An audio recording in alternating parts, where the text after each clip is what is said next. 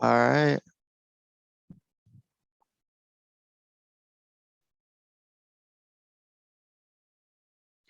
Well, hello everyone. Today we're so excited to talk to you about social selling. My name is Harry Uter. I'm Chelsea Barnett. I'm Isabel Wilkins. And I'm Lalo Rodriguez. To start out, we just wanted to, start off with a relation. So due to the ongoing pandemic, people are operating virtually, and those in-person interactions we once had really just aren't there anymore. However, with social media, such as Facebook, LinkedIn, or Twitter, we're really able to replace those in-person interactions with virtual interactions through social media to really show our personality, face, and what we stand for.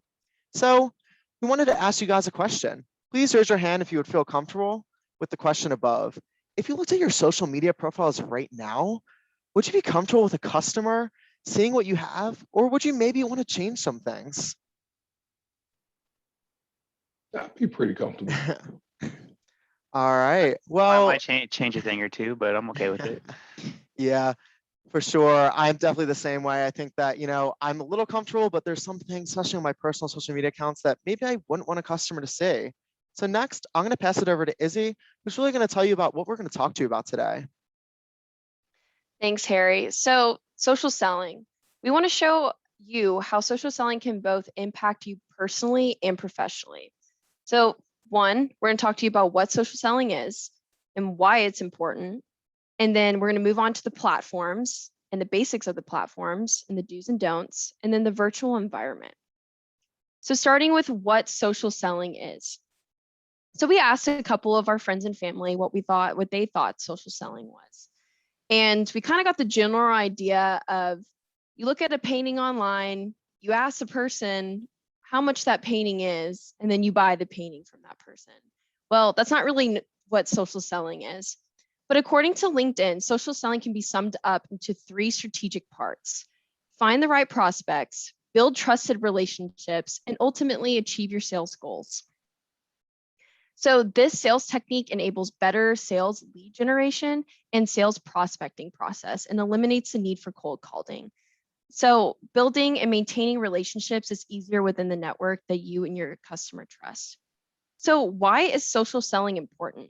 We picked these 4 statistics out of the 70 because we saw them as the most valuable and relatable to our viewers.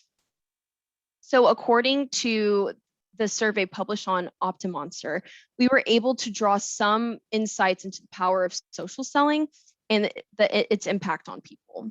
So 51% are more likely to achieve sales quotas if they utilize social selling techniques.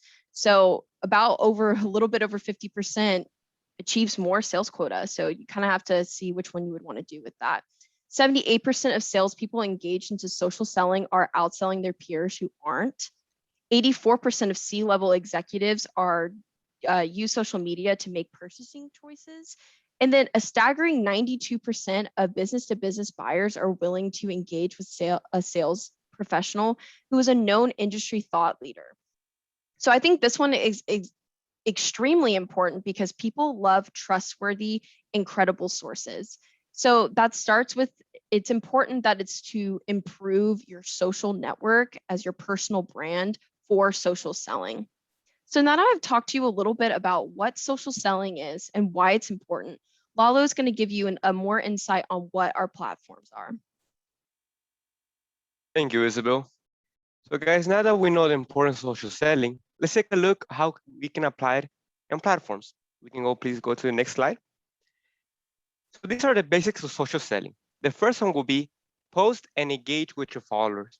All of us have a brand. What we do, what people see about us, and what we can provide of value all accumulate to your brand. If I go to a room and somebody asks, hey, who's Shelton? Who's Brooke? Or who's Ryan? I would tell them what they show, what they engage, and what they post. Same thing here. You want to make sure you build your brand with your customers, with your friends, with your connections. Second, you want to have a good, appropriate profile picture. Let's say you look at a resume and it's outstanding. It has the best experience. The jobs are just out the roof. But if you cannot put a face behind it, it just becomes another number, a statistic. But if you can put a good, concise profile picture, you can engage with emotion. So you want to make sure a person who reads your profile can say, okay, this guy's amazing, but who is he? Give him a visual representation. The third will be you want to create meaningful content regarding your industry. Not only do you want to post things that people can relate to, but you want to become of value. You want to give people updates, your take on certain articles, or it's as simply as posting, hey, look what I did today. Oh, awesome to the industry. Fourth, you want to participate in Twitter chats to connect with thought leaders. It is actually proven that Twitter is a platform that higher positions partake in, such as CFOs, CEOs, etc., because you're able to mass produce information. You have the ability to update your company on new updates, maybe give a shout out, or maybe just show things that needed to improve. And in this situation, let's say you go into that company, you constantly engage, your coworkers will be able to see, okay, this guy's constantly engaging. Who is he? Why is he always up to date? Fifth, you want to utilize DMs and story tools to gain insight into your audience. Like I previously said, it is always important to add a visualization to anything you can provide. So we take an example on Instagram. If you're able to provide a story where people can see you interacting with others, they're able to correlate more into an emotion with yourself. And if you interact with DMs, I mean, that is the purpose of social selling, to be able to communicate with customers, with potential work people. Because now in day of age, we get to communicate with people that we will not be able to do in person with a simple click of a button. And if you're able to utilize your social selling correctly, you should have receiving plenty of DMs. And if you interact with them, it's gonna show your brand. Lastly, you wanna connect with people who can benefit you and you can benefit them. This isn't coming to business, relation to your relationships, but you wanna make sure every time you go into social selling, you're able to provide value as well as receive value from others. Now that you see the basic social selling, Harry, may you please tell them what to do and what not to do? Of course, Lalo, thank you so much for going over that for us. So at this point, I'm going to call on random people in the audience to really, give their thoughts on these different social media profiles that we saw as extremely valuable. So let's start out with Brooke. What are your thoughts on Vanessa Ferriolo's profile on the left? I mean, her profile picture's not so professional, I guess. She's kind of, it's hard for me to see exactly what it says, but I can tell that she's trying to sell maybe clothing, or that's what she's trying to be an influencer of. I'm not real sure. Yeah, so this is actually a local Philadelphia micro influencer who's pretty established in the area. And her main focus is around, breaking through those glass ceilings, which you can see right in her bio right here. It is a little small. All right, next we have a LinkedIn post in the middle. So Shelton, I would love to hear your thoughts on this post. I mean, this looks like an interesting post. Looks like you got a lot of reactions from it. The reactions seem to be, positive. So he's engaging his users more than anything.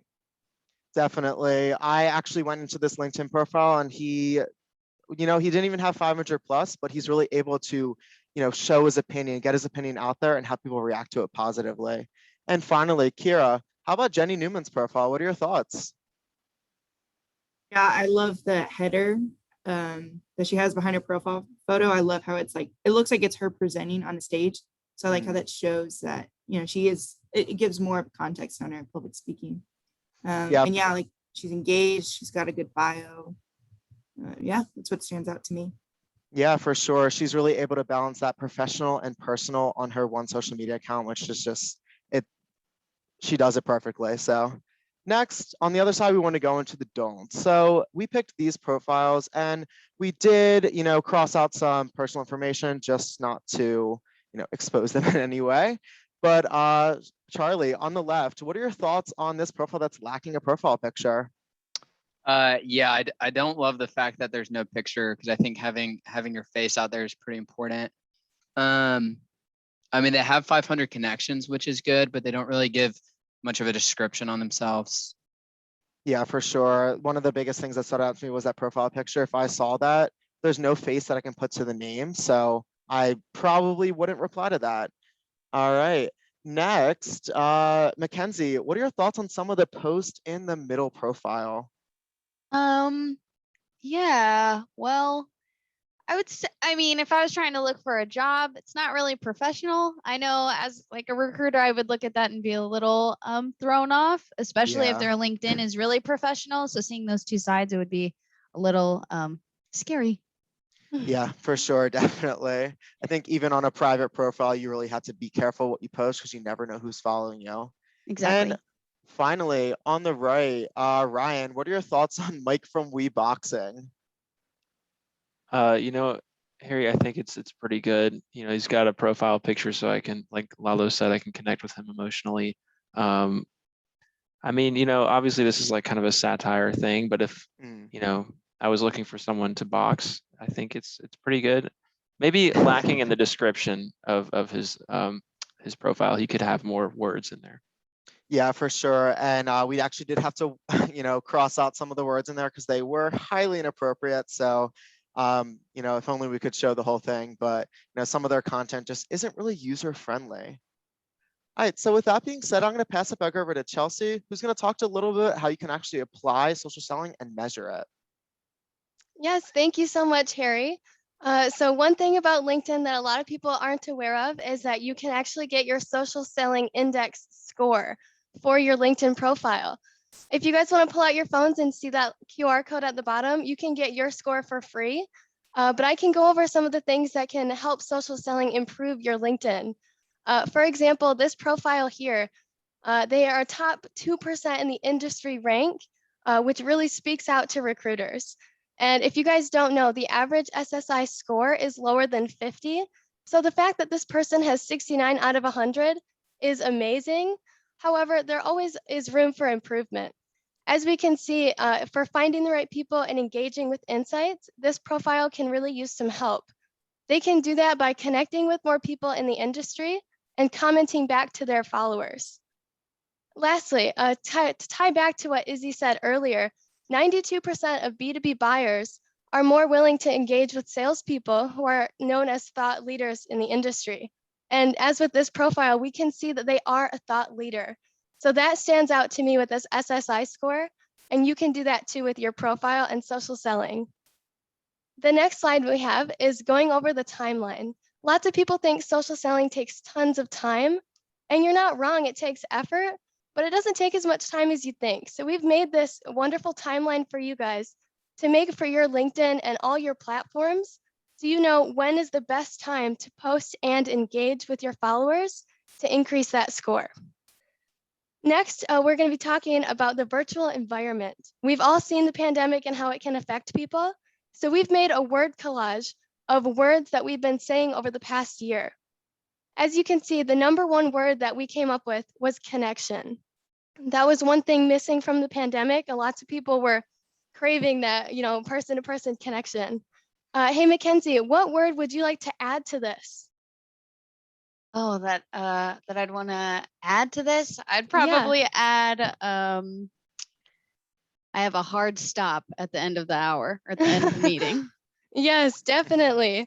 We can totally see how, you know, more words can definitely be applied to this, but with social selling, every word except for connection is taken care of. With social selling, you can connect with your members by posting and engaging with them, so they don't have to, you know, wonder, can you hear me? Or what are you up to? They can see it on your profile and engage with you and make that connection happen. Finally, here's Lalo to conclude our thoughts of the presentation. Thank you, Chelsea. As you guys saw, social selling is pretty crucial in today's world. And with that being said, previously, if you raise your hand, are you still comfortable with a customer seeing what you have on social media accounts? Or would you want to change some things? I'm going to give a couple of seconds just to be able to raise some hands and get a little feedback on that. Awesome. I see some nods and some shakes. I thank you so much, guys, for your participation. And we go to the next slide. I would like to ask for a favor. Everybody can just stop right now, everything they're doing, and just take a look around them. Look to your right and look to your left. What do we see? Technology has taken over the world. It's been known that now with technology, you can do millions in things, and it facilitates your life so much better. So with this presentation, we hope to teach you how to take advantage of that, how to be able to adapt, because adapting is a skill that most recruiters tend to look at. So if a person is able to adapt, the sky is the limit.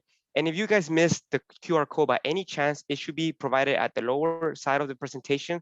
And please, we're open to any questions. Feel free. And I hope once again, this presentation was of value to you. Thank you.